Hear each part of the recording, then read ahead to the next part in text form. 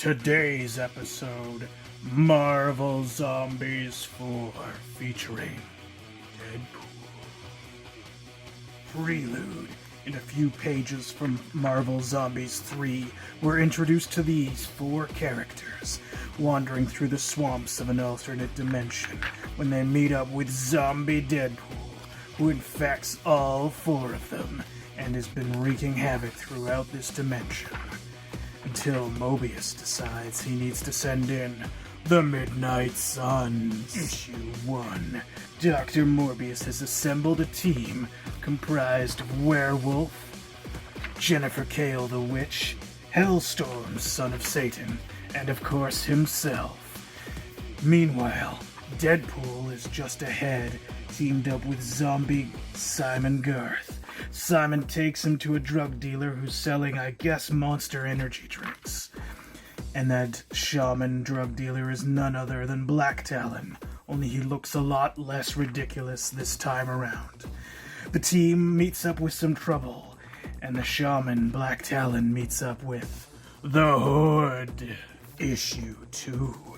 Jennifer Kale wants to prove worthy on this mission, and the Hood is considering threatening the UN to unleash the virus over the other dimensions. He and his team meets up with Morbius's crew, and they battle. Morbius eventually bites a naked chick and turns her into a vampire.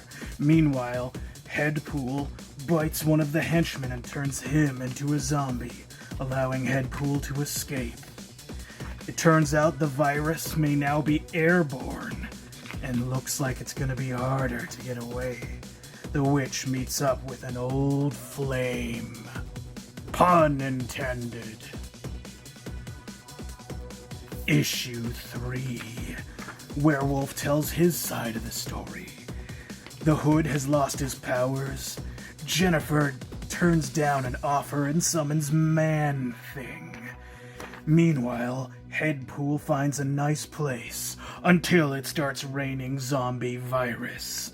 The Hood teams up with Morbius's crew because screw Black Talon. Man-Thing wanders off into the village and meets up with Deadpool and a super zombie.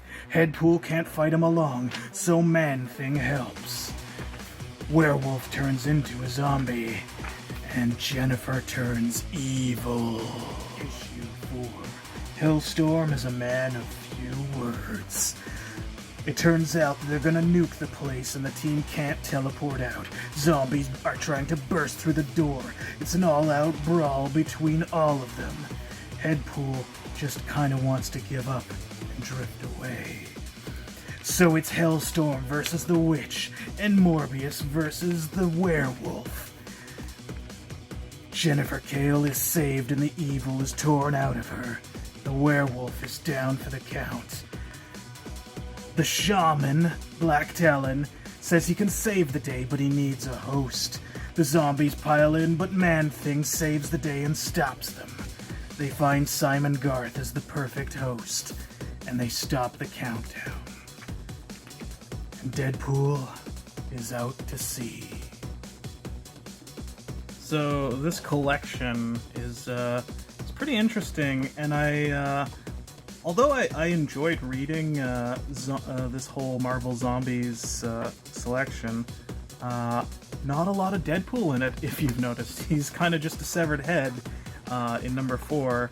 So it's what are you gonna do? He can't shoot anyone, can't swing his katanas. So it was an interesting thing of how they were going to do it.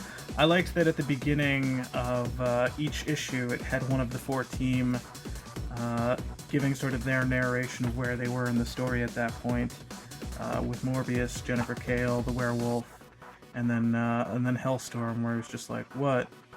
I'm not saying anything. Yeah, I'm sorry.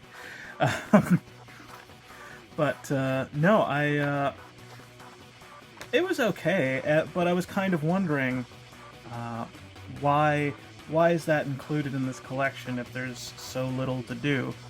Well, it's because that's the origin of Deadpool, and oddly enough, we're gonna find out every single story, or quite a few of them, really are connected together, even though it's like 4 or 5 different series going on.